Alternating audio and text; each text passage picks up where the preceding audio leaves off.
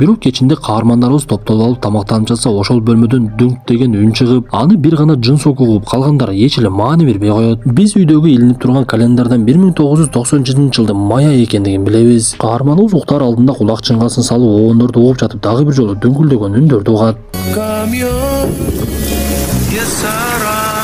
Анда Жунсок ордунан туруп жанагы ачпагала деген бөлмөнү карап, үндөр энеден чыгып жатат экендигин байкаган аракет кылып жатса эле ал жерге Юсок келип калат. Юсок инисин алаксытып жүрөкөбүз эшикке чыгып келели деп кеткен кезде, биз ал жабык бөлмөдө чындап эле бирөөнүн көлөкөсү жүргөндүгүн байкайбыз. Ошентип бир туугандар жамырга карабай кол чатырларын алып алып, Сулайман тоого окшогон бийиктиктен шаарды карап суктанып турушкан. Бир кезде Юсокко атасы коңгуроо кылып келе калчы дегенден ал үйүнө шашып жөнөп, Жунсокко сен шашпай эле бара берсең болот, мен эртерээк барайын деп эле шашылып кетет.